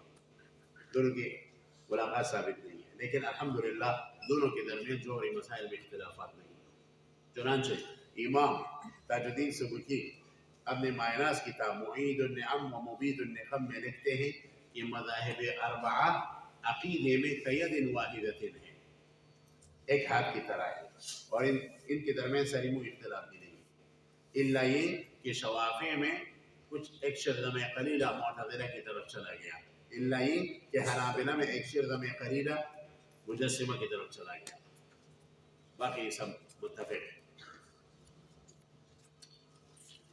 اور بعد میں جتنی بھی اہل سنت والجماعت ہیں دنیا میں وہ سب کے سب ان اشاعرہ ماتریدیہ کے اندر داخل ہیں، ان سب اشاعرہ ماتریدیہ کے اندر داخل ہیں. تو اہل سنت والجماعت کی دوسری تعبیر اشعریت ماتریدیت ہے، یہ آپ ذہن میں رکھیں. اس حوالے سے ایک حدیث میں آتا ہے، وہ حدیث آپ کی نظروں سے بار بار گزری ہوگی حدیث کی کتابوں میں، اور یہ حدیث ابن ماجہ کے اندر بھی ہے، ترمذی شریف کے اندر بھی ہے. رسول اللہ صلی اللہ علیہ وسلم فرماتے ہیں کہ یہودوں کے اندر 71 فرقے بنے تھے، عیسائیوں کے اندر 72 فرقے بنے، اور میرے امت میں 73 فرقے بنے گے، اور اس میں 72 فرقے تو جہنم میں جائیں گے، ایک فرقہ جنت میں جائے گا. تو صحابہ نے پوچھا کہ اس ایک فرقے کی علامت کیا ہے؟ حضور علیہ السلام نے فرمایا ما انا علیہ و اصحابی، ہمارا جو نام ہے اہل السنہ والجماعہ وہ اسی سے ماخوذ ہے، ما انا علیہ و اصحابی. ما انا علیہ سے اہل سنہ ماخوذ ہے، و اصحابی سے والجماعہ ماخوذ ہے. ٹھیک ہے نا؟ اس حدیث کی روشنی میں ہمارا نام اہل سنت والجماعت رکھا گیا ہے. اور آپ حضرات یہ بھی ذہن میں رکھیں کہ بعد میں جو بھی ائمہ لوگ تھے وہ سب اسی جماعتوں سے تعلق رکھتے، یا وہ اشعری ہے یا وہ ماتریدی ہے. البتہ فائدے کے طور پر ایک چیز ذکر کروں کہ اشاعرہ اور ماتریدیہ کے درمیان 4 مراحل گزرے ہیں مختلف زمانوں میں. ان 4 مراحل میں اشاعرہ اور ماتریدی کبھی ایک دوسرے سے الگ تھے اور کبھی ایک دوسرے کے قریب آ گئے، کیونکہ ماتریدیوں کا جو گڑھ تھا اور مرکز تھا وہ ماوران نہر تھا، ازبکستان، تاجکستان، کرغیزستان، ترمیز، یہ علاقے تھے، بخارا. اور اشاعرہ کا جو مرکز تھا وہ ایشیا کا وہ طرف تھا، یعنی جزیرۃ العرب ہے، شام ہے، مصر ہے، اور اسی طرح بغداد ہے، اور اس طرح پھر مغرب، اندلس، اسپین، یہ اشاعرہ کا مرکز تھا. ان دونوں میں بعد تھا، یعنی علاقوں کے لحاظ سے بعد تھا. اس زمانے میں تواصل تیز نہیں تھا، موبائل فون نہیں تھے، اور اس طرح اسکرین نہیں تھے، تصویریں نہیں تھے. ان چیزوں کے عدم وجود کی وجہ سے ان لوگوں کے درمیان بہت تھا، ایک دوسرے کو نہیں جان رہے تھے، تو کبھی ایک دوسرے سے دور ہوئے. تو اس حوالے سے محققین نے ان کے مراحل کو تقسیم کیا ہے. ایک ہے ان دونوں اشاعرہ ماتریدیہ کا مرحلۃ التکفین، دوسرا ہے مرحلۃ التباین، اور تیسرا ہے مرحلۃ المزج. ٹھیک ہے، تو یہ مختلف مرحلے جو ہیں ان کے درمیان گزرے. یہ میں نے سب اس کا ذکر کیا ہے، آپ آخر میں دیکھ سکتے ہیں. میں جو بات کر رہا ہوں یہ سب موجود ہے، لیکن تقدیم تاخیر کے ساتھ بات کر رہا ہوں. تو پہلا مرحلہ تھا مرحلۃ التباین، صفحہ نمبر 140-141 پر آپ دیکھ سکتے ہیں. اور دوسرا مرحلہ تھا پہلا مرحلہ تھا تباین، دوسرا مرحلہ تھا تفاہم، اور تیسرا مرحلہ تھا مرحلۃ المزج. یہ نہیں، پہلا مرحلہ تھا تکوین، دوسرا تباین، تیسرا تفاہم، چوتھا مزج، اور پانچواں مرحلہ اس کو ایضاح المسائل خلافیہ کہا جاتا ہے. یہ بہت اہم نقطہ ہے، آپ اس کو سمجھیں. اس کی وجہ سے آپ کے بہت سارے اختلافات جو ہے ختم ہو جائیں گے اور اشکالات ختم ہو جائیں گے.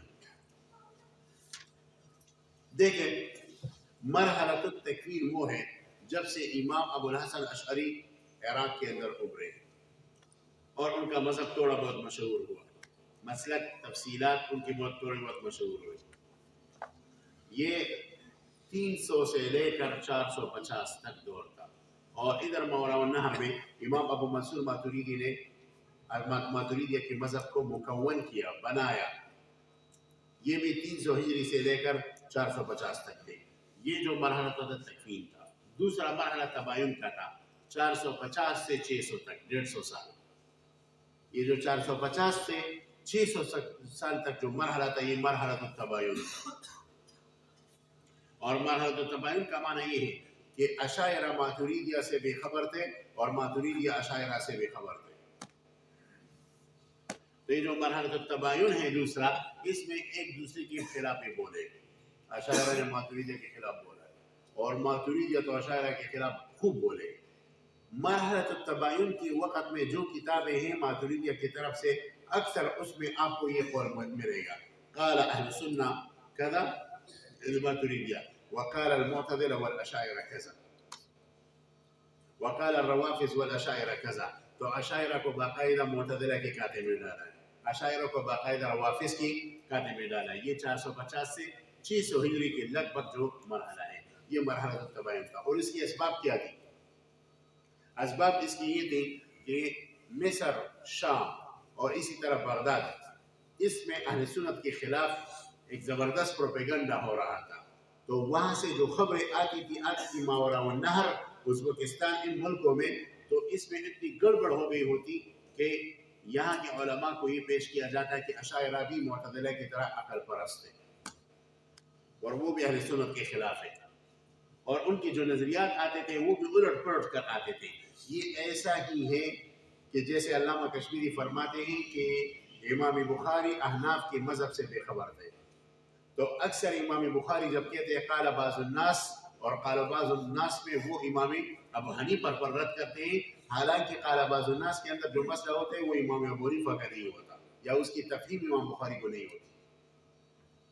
علامہ کشمیری فرماتے ہیں کہ اگر امام بخاری کو امام ابو حنیفہ کا مسلک صحیح طریقے سے پہنچتا تو یہ احناف پر اعتراض نہیں کرتا. ایسی کیفیت پیدا ہو گئی. تو ماتریدیہ کہ ہاں اشاعرہ کا مذہب صحیح نہیں پہنچتا، تو وہ اشاعرہ پر بالکل زبردست رد کرتے. یہ 450 سے 600 ہجری تک. اور اس زمانے کی کتابیں کون کون سی ہیں؟ میں 2-3 شمار کرتا ہوں. ایک تو امام ابو منصور، ایک تو امام ابو المعین النصفی کی کتابیں ہیں. امام ابو المعین نصفی رحمہ اللہ کی وفات 508 ہجری میں ہوئی. یہ دوسری مرحلے کا آدمی ہے، کیونکہ میں نے دوسرا مرحلہ کب سے کب تک بنایا؟ 450 سے 600، اور ان کی وفات 508 میں ہوئی. اور ان کی 3 کتابیں اس وقت چھپی ہیں: تبصرۃ الادلہ فی اصول الدین، دوسرا التمہید لقواعد التوحید، اور تیسرا بحر الکلام. تینوں کتابوں میں آپ بعض باتیں اشاعرہ کے خلاف دیکھیں گے کیونکہ یہ مرحلۃ التباین کے وقت کی کتابیں ہیں. تو بس اوقات میرے پاس فون وغیرہ آتے ہیں بڑے بڑے شیخ الحدیث اور علماء جو کہتے ہیں یار تم لوگ کہتے ہیں کہ اشاعرہ ماتریدیہ ایک ہے. ادھر تو امام نصفی اشاعرہ کے اوپر رد کر رہے ہیں. تو رد کرنے کی وجہ یہ مرحلۃ التباین کی کتابیں. اسی طرح ہمارے دوسرے امام نور الدین صابونی الماتریدی ان کی بھی 3 کتابیں چھپی ہے. البدایہ فی اصول الدین نمبر 1. دوسری الکفایہ من الہدایہ یہ اصل میں شرح البدایہ کی. اور تیسری کتاب المنتقى من عصمت الانبیاء. اور تینوں کتابیں ابی ذر کے لکھنے کے قابل ہے. اس میں بھی اشاعرہ کے اوپر رد ہے لیکن ان کی وفات 580 کو ہوئی ہے. یہ بھی دوسرے مرحلے کا آدمی. پھر اس کے بعد تیسرا مرحلہ آیا اور وہ مرحلہ 600 سے لے کر 700 تک تھا تقریباً. یہ مرحلۃ التفاہم ہے.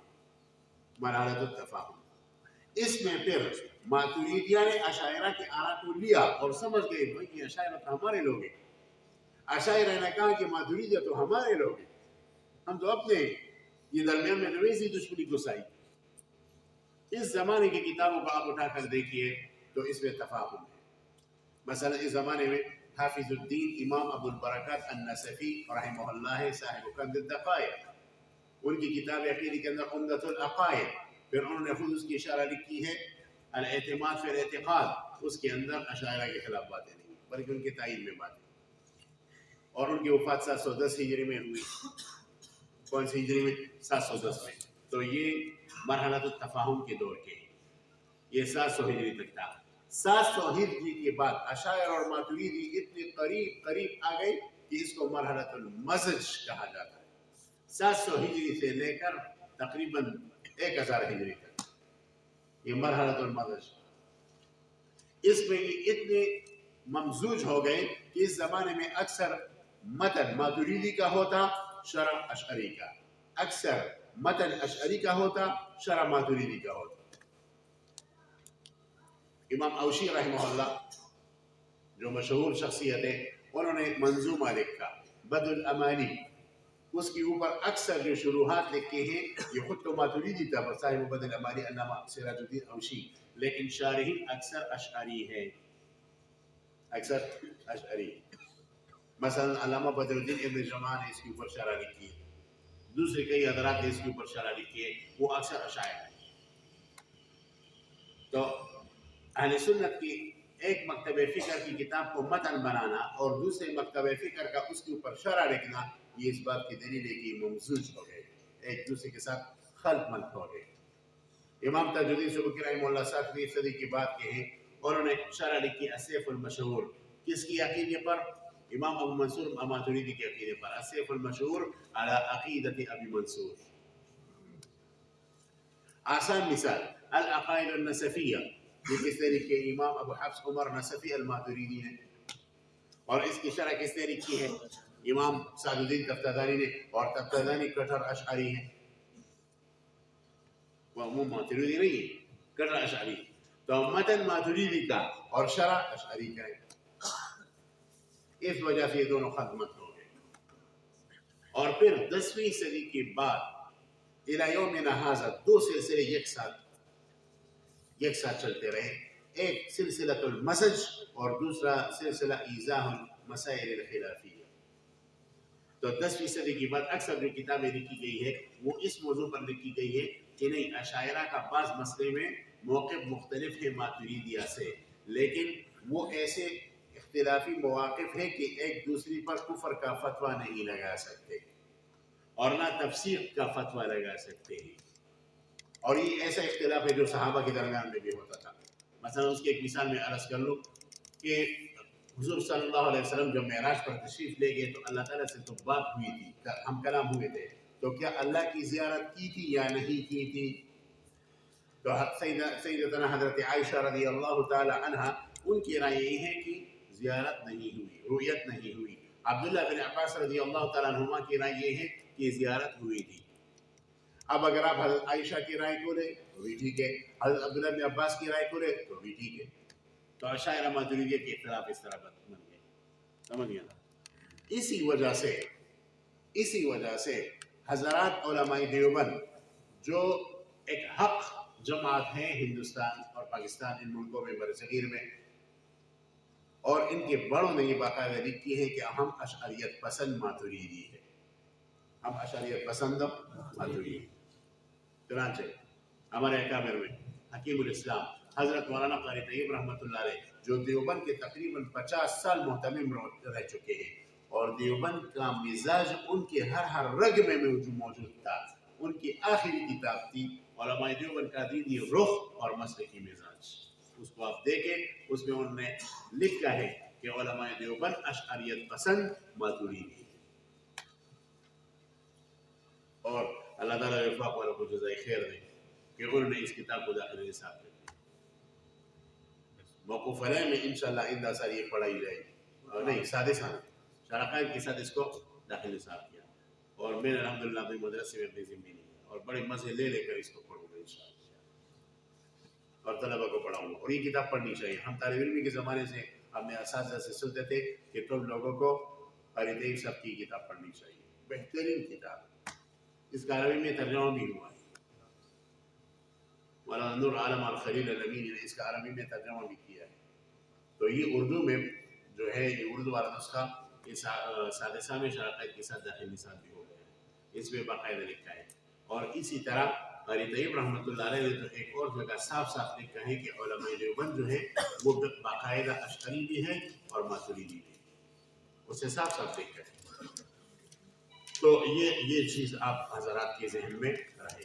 امام حکیم الاسلام قاری طیب رحمۃ اللہ علیہ کی جو بات میرے سامنے ہے وہ میں آپ کی خدمت میں پیش کرنا چاہتا ہوں، جو نے لکھا ہے کہ علماء دیوبند جو ہیں وہ اشعریت پسند ماتریدی، یہ آپ ذہن میں رکھیے۔ اچھا یہ دیکھیں صفحہ نمبر 139 پر، صفحہ نمبر 139 نکالیے،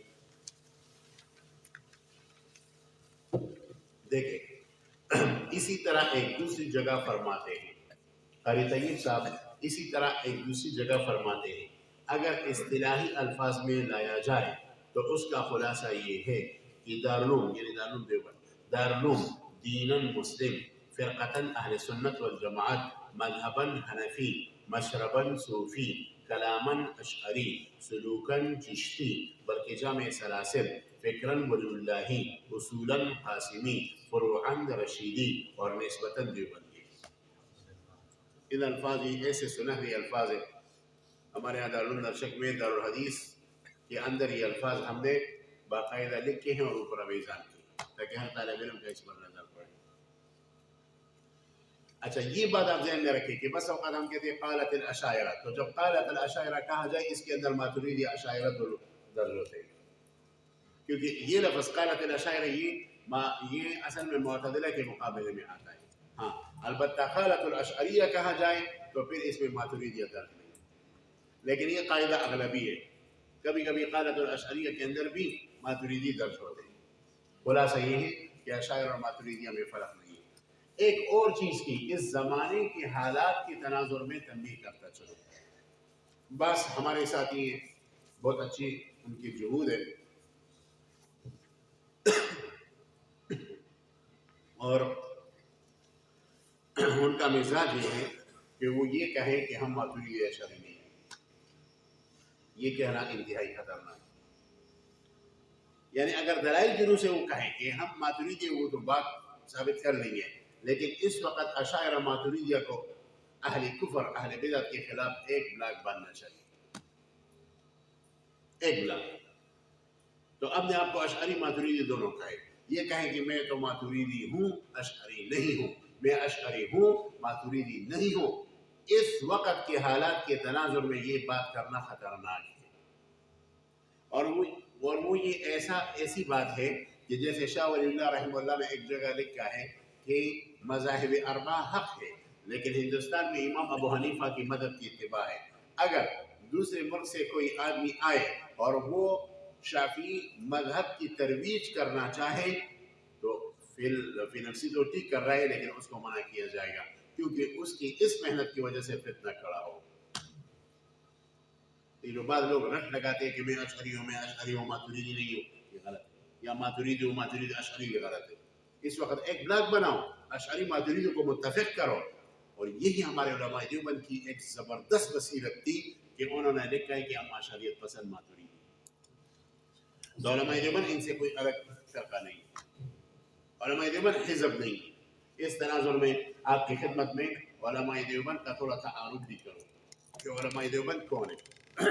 دیکھیں علماء دیوبند اہل سنت والجماعت کا ایک معتبر کتلہ ہے، ایک معتبر فرقہ ہے، فرقہ نجاتیہ کا ہندوستان میں. اور بعض لوگوں کی یہاں کچھ ذہن میں چیزیں ہیں باطل، اس کو ظاہر کرنا چاہتا ہوں. بعض لوگ کہتے ہیں کہ اصل میں دیوبندی یہ ہے کہ دیوبندی صرف علماء دیوبند میں ہے، حق صرف علماء دیوبند میں ہے، علماء دیوبند کے علاوہ حق کہیں بھی نہیں ہے، یہ کہتے ہیں. اور پھر کہتے ہیں کہ دیوبندی حنفی ہے، اس کے علاوہ حق نہیں ہے. یہ غلط ہے بھائی. اگر تم حق کو علماء دیوبند ہی کے اندر محصور کرو تو جو ازہر کا اہل سنت کا ادارہ ہے اس کے ساتھ کیا کرو گے؟ ازہریوں کے اوپر کفر کا فتویٰ لگاؤ گے، گمراہی کا فتویٰ لگاؤ گے. دمشق کے اندر اہل سنت رہ رہے ہیں، اس کے ساتھ کیا کرو گے؟ جامعہ زیتونہ ہے، اہل سنت کا بڑا ادارہ ہے، اس کے ساتھ کیا کرو گے؟ جامعۃ القروین ہے، اس کے ساتھ کیا کرو گے؟ تو یہ کہنا کہ صرف علماء دیوبند صحیح ہے، علماء دیوبند کے علاوہ سب غلط ہے، یہ ناجائز بات ہے. دیکھیں یہ تو ایک زبردست سمندر ہے حق کا، اس حق سمندر سے کچھ نہریں بہتی ہے. ایک نہر ہندوستان کی طرف آیا، اس کا نام علماء دیوبند پڑ گیا. ایک نہر مصر کی طرف چلا گیا، اس کا نام ازہر پڑ گیا. ایک نہر دمشق کی طرف چلا گیا، اس کا نام جامع دمشق پڑ گیا. ایک نہر مغرب کی طرف چلا گیا، اس کا نام جامعۃ الزیتونہ پڑ گیا. ایک نہر قروین کی طرف چلا گیا، بیضا کی طرف، اس کا نام جامعۃ القروین پڑ گیا. یہ ایسا ہی ہے کہ دیوبند سے نہریں نکلی ہے. ایک دارالعلوم کراچی آیا ہے، دوسرا جامعہ فاروقیہ آیا ہے، تیسرا بنوری ٹاؤن آیا ہے، چوتھا دارالعلوم حقانیہ آیا ہے، پانچواں جامعہ اشرفیہ آیا ہے. تو تم کیا کہو گے یہ سب غلط ہے صرف دیوبند سے ہی؟ تو یہ کہنا غلط ہے. یہ سب حق کے ادارے ہیں. تو لہٰذا جو علماء دیوبند ہے یہ حق کی ایک شاخ ہے. اس کو صرف حق ماننا، ازہر کو حق نہیں ماننا، جامعہ زیتونہ کو حق نہیں ماننا، یہ ہماری کچ فہمی ہے، کم ذہنی ہے. تو آپ تعصب پیدا نہ کرو. دیوبند اتنا چھوٹا مت رکھو. میں نے پچھلے درس میں کہا تھا کہ ہمارے گھر میں ایک شخصیت ہے، ان کے پاس بیٹھا ہوا تھا تو وہ مجھے بہت نصیحتیں کرتے ہیں اور بہت کام کی باتیں فرماتے ہیں.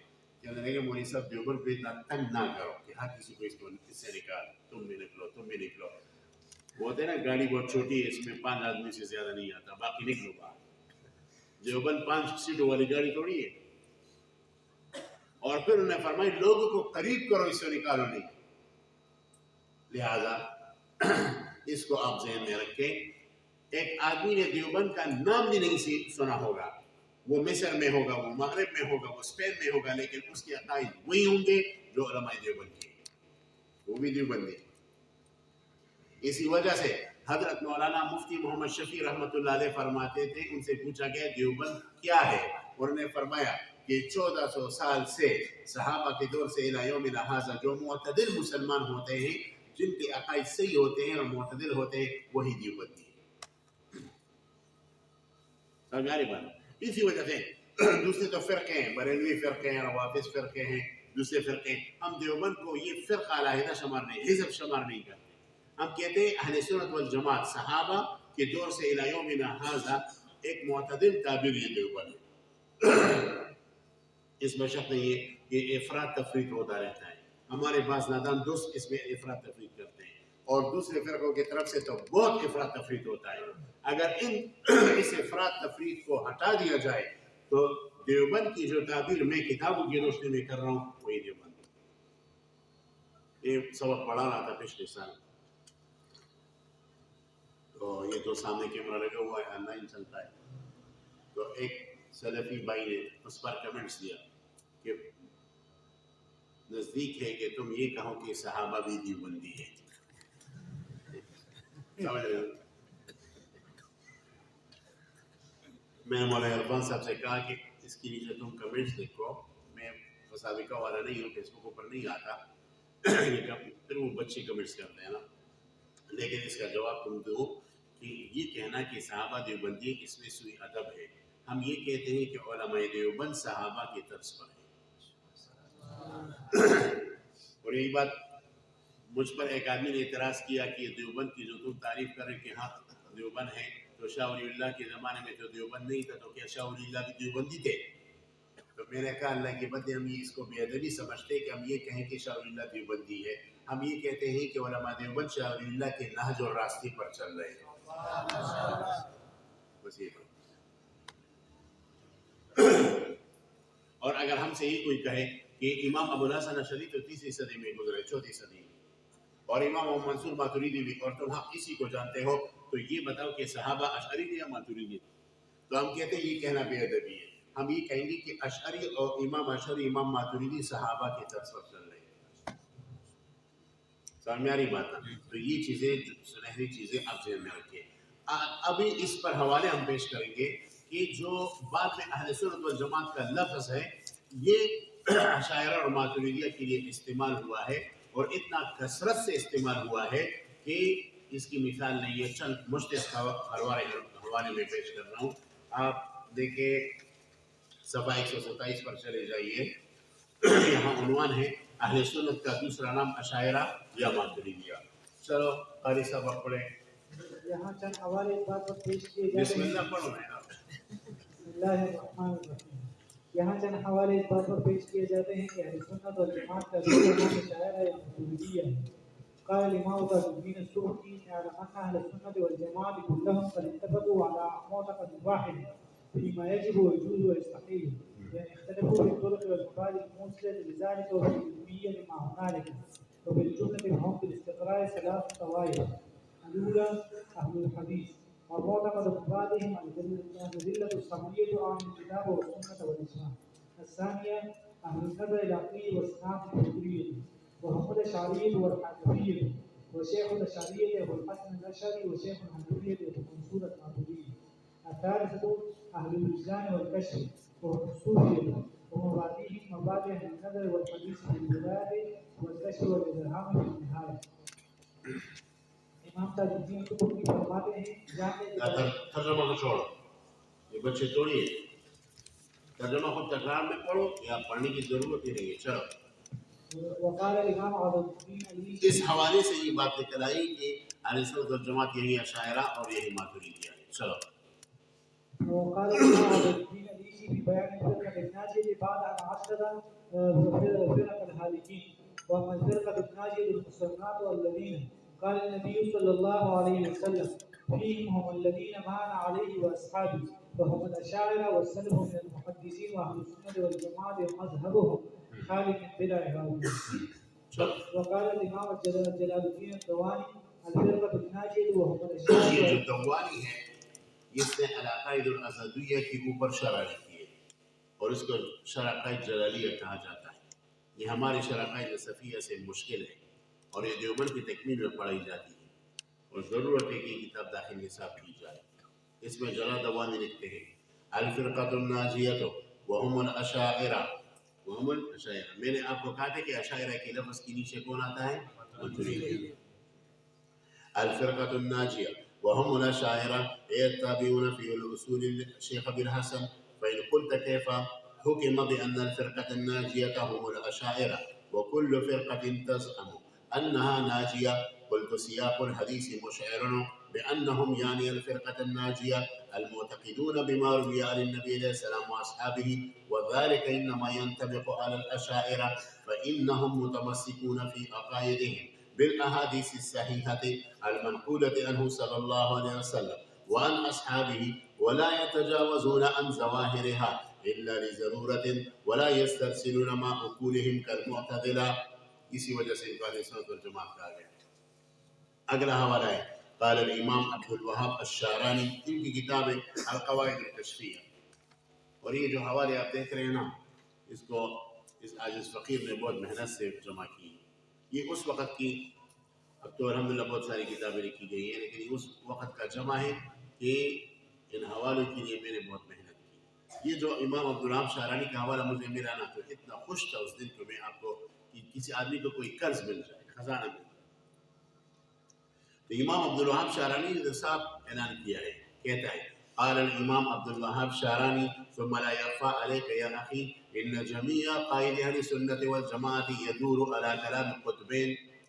قطب سے دونوں مراد ہو سکتے ہیں، قطب یا تو محور کو کہتے ہیں نا، محور کو، اور یا قطب سے وہ قطب مراد ہے جو مصطلح عند صوفیہ، دونوں مراد ہو سکتے ہیں.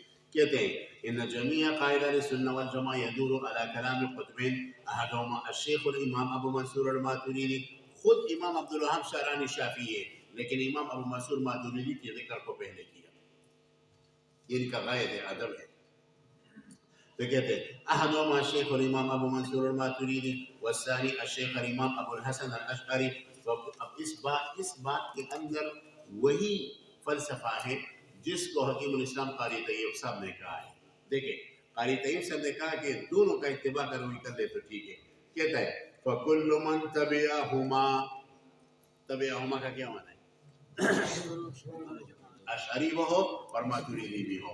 فَكُلُّ مَنْ تَبِعَهُمَا أَوْ أَحَدُهُمَا اهْتَدَى وَسَلِمَا مِنَ الزَّيْغِ وَالْفَسَادِ فِي عَقِيدَتِهِ. القواعد الکشفیہ کی عبارت ہے.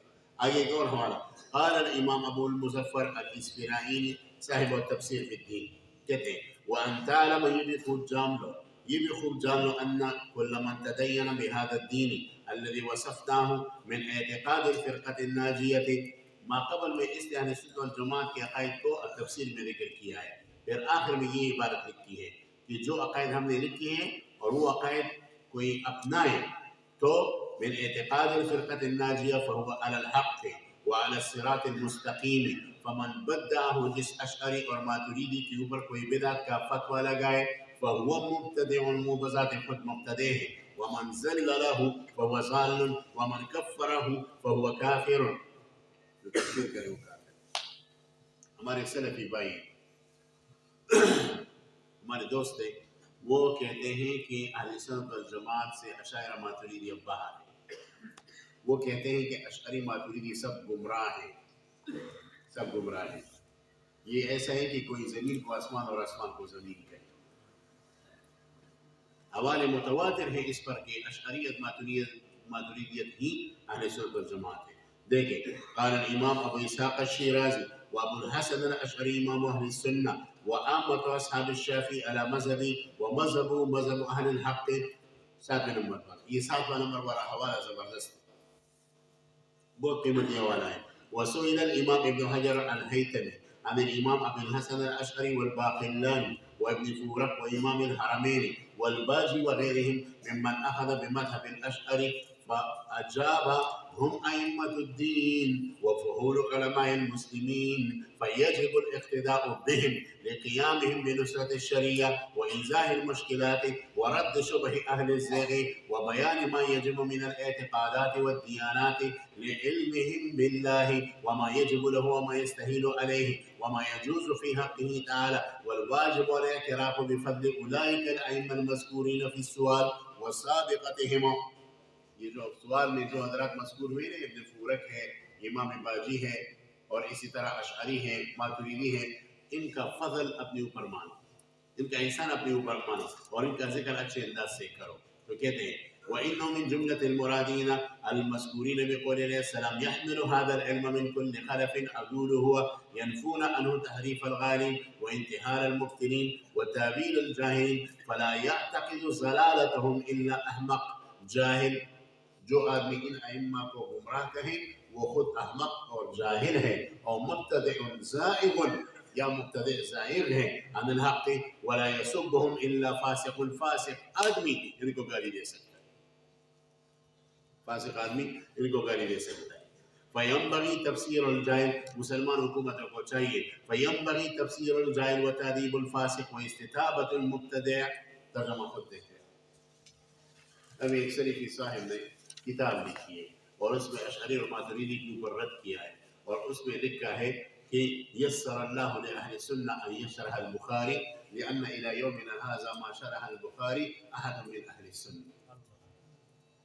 بخاری کی 400 کے اوپر شروحات ہے، بخاری کی 400 کے اوپر شروحات ہے. اور سلفی حضرات کی رائے یہ ہے، یہ کچھ زمانے پہلے کی بات ہے، اب تو سلفی میں لکھی ہے کہ اللہ تعالیٰ اہل سنت والجماعت یعنی سلفیوں کو توفیق دے کہ وہ بخاری کی اشارہ لکھے، کیونکہ ابھی تک جتنے بھی شروحات بخاری کی لکھی گئی ہیں وہ سب بدعتی ہے، تو اہل سنت نے اس کی اشارہ نہیں کی۔ یسر اللہ لأہل سنت ان یشرح هذا الکتاب، سمجھ رہے نا؟ یہ بات ہے، یہ عقیدہ ہے۔ آگے دیکھیں، قال الامام العلامۃ السفارینی، اچھا آپ یہ بات ملحوظ رکھیں کہ میں نے یہ حوالے چاروں مذاہب کے لوگوں سے اٹھائے ہیں، حنفی سے، شافعی سے، مالکی سے، حنبلی سے۔ یہ حنبلی کا حوالہ ہے۔ قال الامام العلامۃ السفارینی الحنبلی اہل السنہ والجماعہ ثلاث فرق الاثریہ وامامهم احمد بن حنبل، یہ بھی اشاعرہ کے قواعد کے ساتھ ملتے ہیں، والاشعریہ وامامهم ابو الحسن الاشعری والماتریدیہ وامامهم ابو منصور الماتریدی، یہ حنابلہ کی کتاب ہے۔ سعودیہ کا جو سرکاری مذہب ہے، کویت کا جو سرکاری مذہب ہے، قطر کا جو سرکاری مذہب ہے، وہ کہتے ہیں کہ ماتریدی اہل حق میں سے ہے۔ اچھا، قال الامام مرتضی الزبیدی، امام زبیدی فرماتے ہیں اذا اطلق اہل السنہ والجماعہ، جب بھی لفظ اہل سنت والجماعت بولا جائے، فالمراد بهم الاشاعرہ والماتریدیہ، تو مراد ان سے کون ہوگا؟ اشاعرہ ماتریدیہ۔ وقال في موضع آخر والمراد بأهل السنة هم الفرق الأربعة المحدثون وإمام أصحاب كتب الستة، امام بخاری۔ ان کی اصول اور اشاعرہ کی اصول ایک ہے، ان کی اصول اور اشاعرہ کی اصول ایک ہے، اور اس کی اگر آپ مزید دیکھنا چاہیں تو کتاب التوحید کو آپ پڑھیں، بخاری کی۔ اس دفعہ کتاب التوحید ہماری ریکارڈنگ میں ہوئی ہے نا، مولانا علی رمضان صاحب ہوئی ہے نا ریکارڈنگ، آپ لوگوں نے سنا ہے نا، اس میں آپ دیکھ سکتے ہیں۔ وہ ریکارڈنگ اردو زبان میں نے ہر ترجمۃ الباب سے اہل سنت ہی کے مذہب کو ثابت کیا، اور یہ ثابت کیا ہے کہ امام بخاری ہمارے آدمی تھے اور اہل سنت کے رئیس تھے۔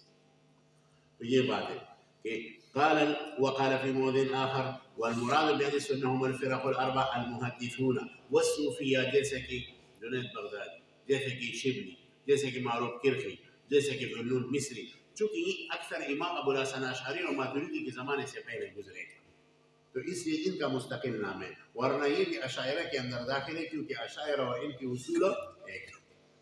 تو کہتے ہیں المحدثون والصوفیہ والاشاعرہ والماتریدیہ۔ وقال الامام عبد الباقی المواہبی الحنبلی طوائف اہل السنة ثلاثة الاشاعرہ والحنابلہ وماتریدیہ، بدلیل عطف العلماء الحنابلہ على الاشاعرہ في كثير من الكتب الكلامية۔ وقال العارف بالله الامام ابن عجیبہ امام اہل السنة اما اہل السنة فهم الاشاعرہ ومن تبعهم في اعتقاد الصحيح كما هو مقرر في كتب اہل السنة۔ وقال العلامة عبد الله بن علوي الحداد الشافعي، پڑھ مولوی صاحب۔ يعلم أن مذهب الأشاعرة في الاعتقاد هو ما كان عليه جماهير أمة رسول الإسلام، علماؤها وزعماؤها المنتسبون إليهم والسالكون طريقهم، كانوا أئمة أهل العلوم قاطبة على مر الأديان والسنين، وهم أئمة التوحيد والكلام والتفسير والقراءة والفقه وأصوله والحديث وفنونه والتصوف واللغة والتاريخ. وقال أيضا وعليك بتحسين معتقدك وإصلاحه وتقويمه، وعليك بتحسين معتقدك، طالب علم پہلے اپنے عقیدے پر محنت کر، ایسا نہ ہو کہ 40 دن میں آپ کا عقیدہ گڑبڑ ہو جائے۔ میں ترجمہ پڑھتا ہوں اور جب بعد میں آؤ تو پھر بڑے بڑے ائمہ پر فتویٰ لگاؤ کہ امام راضی تو نہیں سمجھ رہا تھا، امام علوسی تو بچہ تھا، وہ تو گمراہ ہوا تھا، اور پختو کی ہوئی امام راضی خویدل ہوا اور امام علوسی خویدل ادلتا، پھر اس طرح باتیں کرو نہ کرو۔ لهم ایادی بیضاء علی رؤوسنا وهم ائمتنا، ہم ان کے غلام ہیں، انہوں نے ہمارے اوپر اتنے زیادہ احسانات کیے، ہم ان کے غلام ہیں، ہم اپنے بڑوں کے غلام ہیں، تو ان کی قدر کر۔ تو دیکھیں قال وعليك بتحسين معتقدك أيها الطالب وإصلاحه وتقويمه على منهاج الفرقة الناجية، وهي المعروفة من بين سائر الفرق الإسلامية بأهل السنة والجماعة، وهم المتمسكون بما كان عليه رسول الله صلى الله عليه وسلم وأصحابه. وأنت إذا نظرت بفهم مستقيم عن قلب سليم في نصوص الكتاب والسنة المتضمنة لعلوم الإيمان، وتعالى سير السلف الصالح من الصحابة والتابعين، علمت وتحققت أن الحق مع الفرقة الموصومة بالأشعرية نسبة إلى الشيخ أبي الحسن الأشعري، فقد رتب قواعد عقيدة أهل الحق وحرر أدلتها، وهي العقيدة التي أجمع عليه الصحابة ومن بعدهم من خيار التابعين، وهي عقيدة أهل الحق من أهل كل زمان ومكان، وهي عقيدة جملة أهل التصوف. تمام صوفیہ بھی اہل حق، اور جو اہل حق صوفیہ نہیں ہے ان کو ہم لات مارتے ہیں، لات، ایسا لات کی اباسین تک پہنچاتے ہیں اس کو. ہم بدعتی صوفی کو کیا کریں؟ ہمارے اہل حق صوفیہ تو حاجی امداد اللہ مہاجر مکی ہے، ہمارے اہل حق صوفی تو حکیم الامت حضرت تانوی ہے، ہمارے اہل حق صوفی تو شیخ الاسلام مدنی ہے، ہمارے اہل حق صوفی تو شیخ الہند ہے، ہمارے اہل حق صوفی تو حکیم الامت مولانا تانوی ہے، اور نیچے جو سلسلہ، اور یہ چاروں سلسلہ ہمارے سلسلہ نقش بندیہ، سلسلہ چشتیہ، سلسلہ سہروردیہ، سلسلہ قادریہ. میں خود قادریہ سلسلے میں بیعت ہوں. تو یہ ہمارے سلسلے ہیں سب، ہم اپنی چیز دوسروں کو نہیں دیتے. یہ بات ہے. تو کہتے ہیں وہی عقیدت اہل الحق من کل زمان و مکان، وہی عقیدت جملت اہل التصوف كما حكى ذلك ابو القاسم القشيري في اول رسالته، رسالہ قشیریہ کا کہہ رہے ہیں. وهي بحمد الله عقيدتنا وعقيدة اسلافنا. یہ ہے 13 نمبر حوالہ. قال علامة ابن الشتي الحنبلي في شرح العقيدة السفارينية، قال بعض العلماء هم، اور ان حوالوں کو میں نے خود نکالا ہے اپنے اصل مصادر سے. تم یہ سوچو گے کہ یہ کس نے اخبار میں دیکھا، میں نے اخبار میں اس کو نہیں دیکھا. یہ ایک ایک کتاب میرے پاس موجود ہے. ابتدا میں جب میں دورہ پڑھاتا تھا تو یہاں اتنی کتابیں پڑھی ہوتی تھی. یہ ساتھی جانتے جو میرے پرانے ساتھی ہیں، لیکن اب تو مشکل ہے، بس اس میں ہم نے جمع کر دی. قال علامة ابن الشتية کہتے قال بعض العلماء هم یعنی الفرقہ الناجیہ اہل الحدیث یعنی الاثریہ، کیونکہ اصحاب کتب الستہ امام اشعری سے اکثر پہلے گزرے ہیں، اس لیے ان کا مستقل نام ہے. ورنہ امام اشعری ماتریدی اور اثریہ کا عقیدہ ہے. یہ ذہن میں رکھے. الاثریہ والاشعریہ والماتریدیہ. ثم قال بعد ذلك بأسطر فائدة اہل السنة والجماعة 3 فرق: الأثرية وإمامهم الإمام أحمد، والأشعرية وإمامهم أبو الحسن الأشعري، والماتريدية وإمامهم أبو منصور الماتريدي. قال الإمام ابن حجر الهيثمي المراد بالسنة ما عليه إمام أهل السنة والجماعة الشيخ أبو الحسن الأشعري وأبو منصور الماتريدي. وقال العلامة تاش كبري زادة، یہ اصل میں ترکی زبان کا لفظ ہے، بہت قابل آدمی تھا. انہوں نے کہا ہے ثم اعلم ان رئیس اہل السنة والجماعة في علم الكلام یعنی العقائد رجلان. علم کلام میں ہمارے 2 امام ہیں، احدهما حنفی والآخر شافعی. اما الحنفی فهو ابو منصور الماتريدي امام الهدى، واما الاخر الشافعي فهو شيخ السنة ورئيس الجماعة امام المتكلمين وناصر سنة سيد المرسلين والذاب عن الدين والسعي في حفظ عقائد المسلمين. ابو الحسن الاشعري البصري حامي جناب الشرع الشريف من الحديث المفترى الذي قام في نصرة ملة الإسلام فنصرها نصرا مؤزرا.